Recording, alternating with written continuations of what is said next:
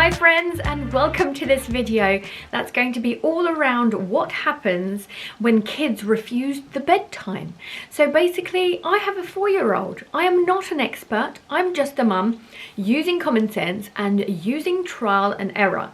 And in this video, I can't wait to share with you all of the tips and tricks I use and will use, and I'll explain our situation. I'll give you some examples. I am looking forward to this one because as I said, I have lots of ideas and things that I can share. So if you are new to the channel, I'm Alina Ghost. I do daily mum shorts that are like comedy, but I also do loads of videos that are around like clean with me's, get it all done, you know, like motivational videos. I love thrifting videos as well. So yeah, basically make sure to subscribe if you want to see more. And without further ado, let's get into it. Let's start with some quick and easy answers to your problems. Firstly, no naps. Don't be silly. Don't let them sleep during the day. I have a 4-year-old who's super active. He's a boy with tons of energy who does not stop moving. So sometimes, especially when he was a little bit younger, so around the 3 age, I think, when I was like really pushing to cut out his naps, I really found that like he would be desperate for a nap during the day. And I was very desperate for him not to nap during the day because I knew as soon as he has a nap, even though he didn't nap for long, it was only an hour and a half, I knew that as soon as his eyes closed, even for like 10-15 minutes, that he wouldn't be going to bed at like 7 or 8 o'clock like he usually would. He would be asleep past 10. And no, nobody wants that. So no naps. Forget it. Finito. If you need loads of tricks and tips around how to do that whole like cut out nap times, I've actually done a video on that as well, so I'll make sure to link that down below. But basically it's tons of things that you can do to basically just whoosh and cut out those naps during the day. Another few ideas that are quite quick but are very much dependent on the person, so on the kid itself. So you know your child better than anyone, and I'll give you some examples around this. So let's first talk about devices. So when it comes to devices, you know whether that wakes you up. When it comes to my son though, I know that if he's looking at a device, he's watching TV, he would get tired because he's finally sitting down and calming down. Otherwise he wouldn't be. He does not know how to calm down. So actually, whereas some kids do not need to see devices, do not need to watch TV an hour or two before bedtime, my son could be the opposite, where actually it sends him to sleep. So that's what I mean about knowing your child specifically. So for me, I know that by watching TV, it actually encourages him to feel a little bit more tired. But if you know that by yourself, usually it's genetic in my opinion.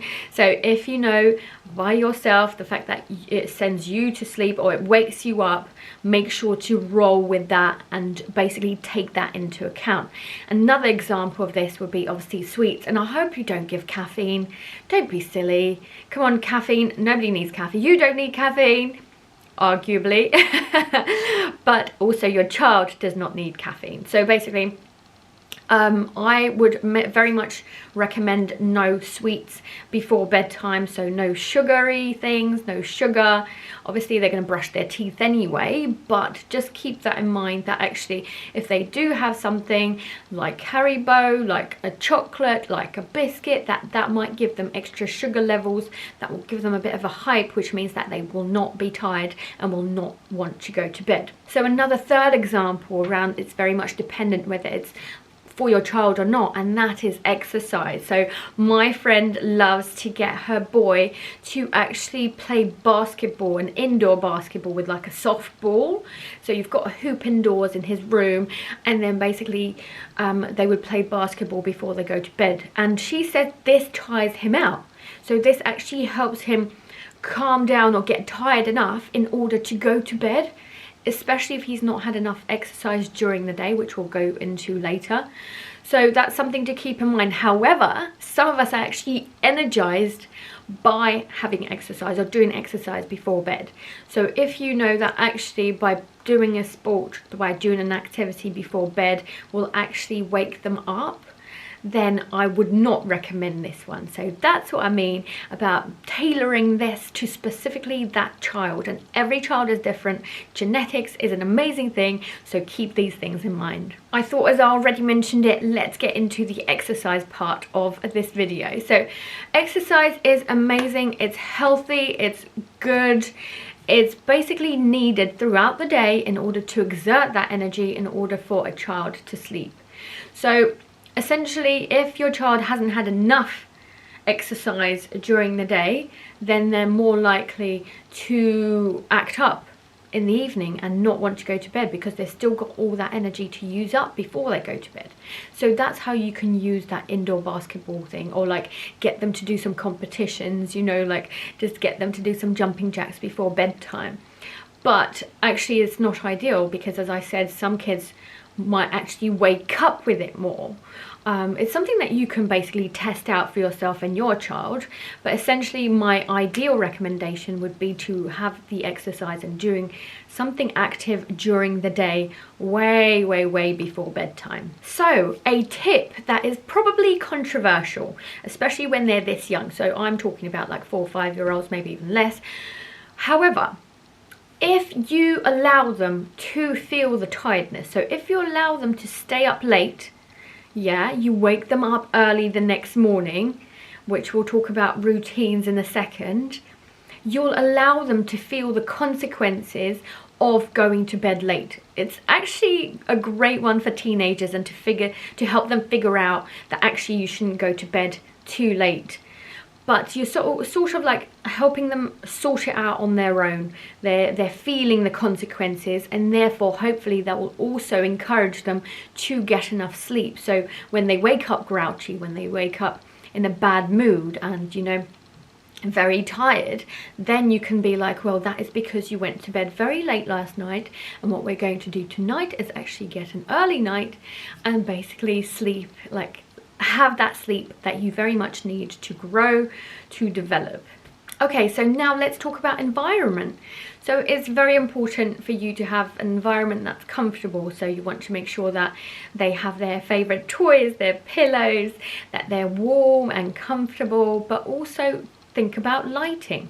So if it's during the summer, do they actually find it quite distracting that it's light outside?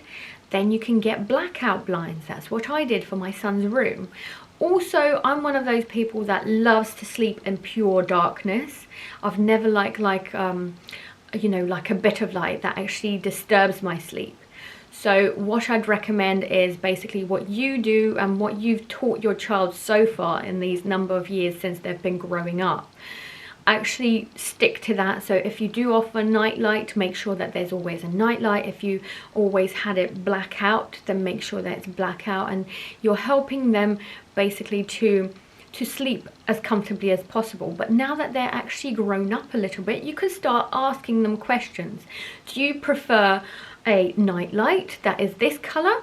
Do you prefer fairy lights? Do you prefer no light at all, or the light in on the landing, for example? Or do you want it blackout? So that's something that you can ask them and then go with it. Make them as comfortable as possible. So routine is so important. People keep badgering on about routines, and there's a reason for it, because it really works. We are creatures of habit. We are humans who love a pattern, who like to know exactly what's happening, and therefore our body follows suit as well. So what I'd recommend basically is not just the evening. So actually, let's talk about the evening first. So essentially, you want to make sure that you give yourself enough time in order to get to that step of where they're actually falling asleep. So I would actually start my bedtime routine at least an hour before I think that he's going to fall asleep. So my son goes to sleep latest 7:30, and we were super strict about having this routine, especially when he started school. So because we know that we exert so much energy, especially at the beginning of school, he started school for the first time, you know, it's like starting a new job. You use so much mental capacity, you're physically excited and using so much energy to be with these new people, learn new things, and basically just enjoy this new space. So that is exactly the same with new school. So actually I found my son would sleep for longer periods during those weeks at the start of September.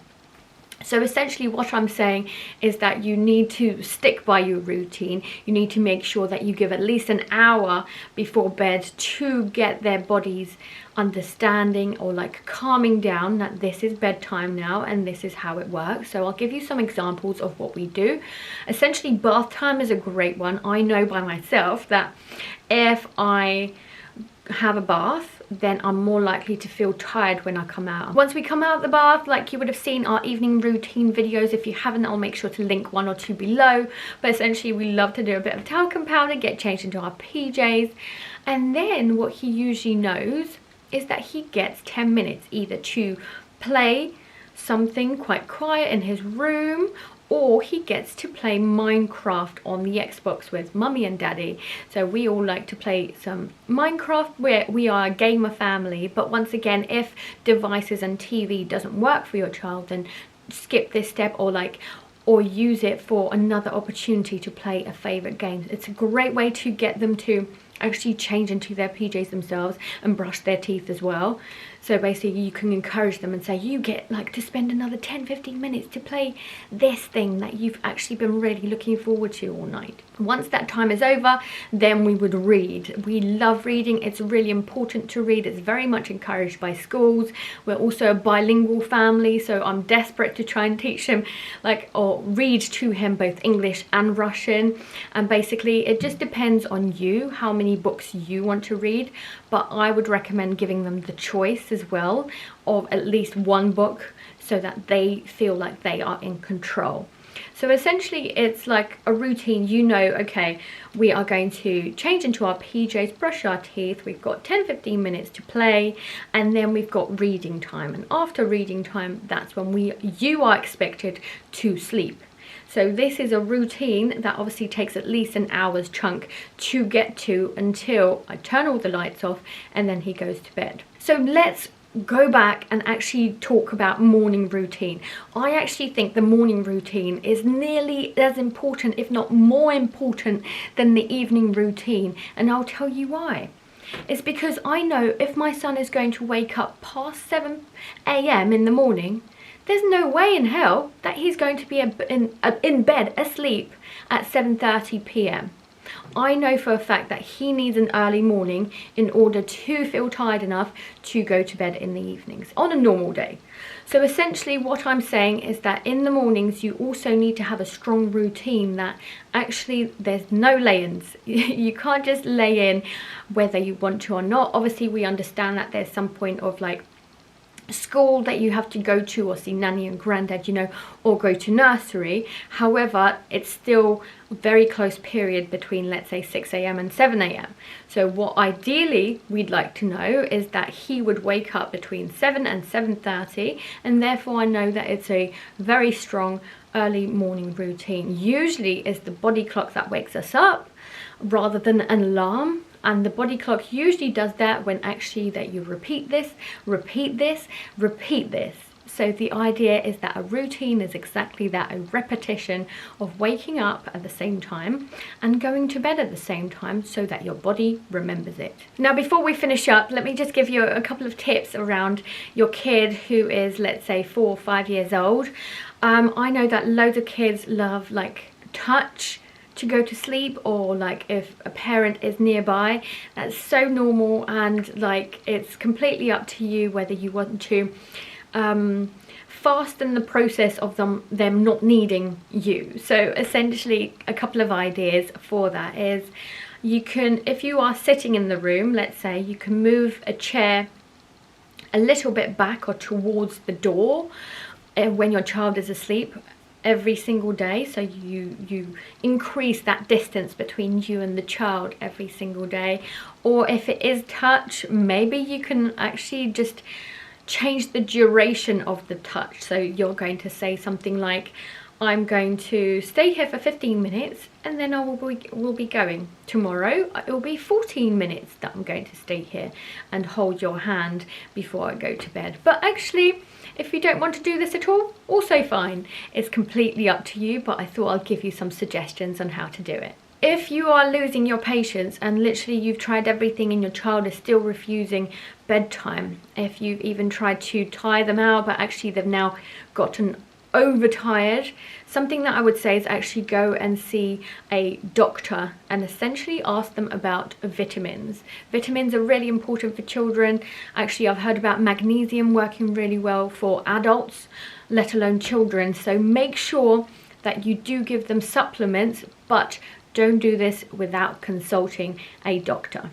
Now, I want to end on the bit where they refuse to sleep. So in this moment in time, especially at the beginning days when you're first starting out, all your routines, everything's different, everything's still like difficult. I'm guessing if you're watching this video, it's currently difficult. Don't worry, things do get better. So essentially, the moment that they refuse to go to bed, it's not about shouting at each other, it's about understanding each other, and you're going to help your child figure out what to do, or like have the skills to be able to put themselves to bed or like soothe themselves. But it's not just about soothing. So basically, let me explain. Essentially, if a child is tossing and turning for 10-15 minutes and still not falling asleep, it's clear that they're not tired enough and they're not mentally ready to go to sleep. And that's okay. So you're now going to teach them to take a break. Sometimes I have times when I can't sleep either, and the things that I do to help me is actually take a break, in the sense that I would wake up, I would get out of bed, I wouldn't necessarily turn all the lights on to overstimulate myself again. I would basically, I don't know, look at my book and read. So that's something that you can encourage, because we know that reading actually helps sleep as well. That's something that you can tell to your child. Firstly, try to sleep. Give it 5-10 minutes. If you're still fussing and bothering, then here's a book. Why don't you have a look at this book? Look at all these lovely pictures. You know, you can encourage them, especially if they started reading like my son has. You can also encourage them to read the words, or get them a book that's actually very friendly for reading. And basically that's what you can say. So there are other ways that you can actually encourage them to self-soothe or take that break between falling asleep. It just means that they're not quite ready to sleep yet, and it could be for a number of reasons. Mostly is due to the fact that they woke up later than usual or later than they should be, that they didn't have enough exercise during the day, or if they've not had enough vitamins. So basically a book really helps, but it doesn't have to be a book. Why don't you try playing some soothing music? Or you can even say, why don't we sing to each other? And then you can sing a nursery rhyme or a favourite song, but try and choose one that's quite calm and a lullaby-like song, so that you're helping each other basically calm down. But at the same time, if you're not sleeping and it's not working, then you're helping them take a break in order for them to then take another break. And there's no reason why you can't actually put a time limit on that as well. If you are with them, you can say, how about we take 10 minutes and then we're going to try again. I said I was going to finish up with that one, but actually I've got more to say. I think consistency is a really good one. So basically, if you've got this really strong routine and they are expecting things from you, in the sense that, right, this is PJs, this is toothbrushing, this is playtime, and then I'm going to read a book. You can't change those things up. You have to make sure that they know exactly how long it's going to be, what exactly they're going to be doing, if not exactly the thing that they're going to be doing. So like they could be playing, I don't know, Rocket League, like we would be, rather than Minecraft. So it doesn't matter what, but then we know that we're going to be playing the Xbox for 10 minutes and 10 minutes only, right? And we put a reminder on Alexa as well, so that she tells us when that 10 minutes is up. And especially it's about being consistent about what you're saying and not changing last minute as well. So Basically, I hope that all of these things are really good tips for you. I really hope that it works. I'd love to know more opinions and suggestions in the comments as well. I'd love to know them, so make sure to comment down below. And thank you so much for watching. Take care, guys. Bye.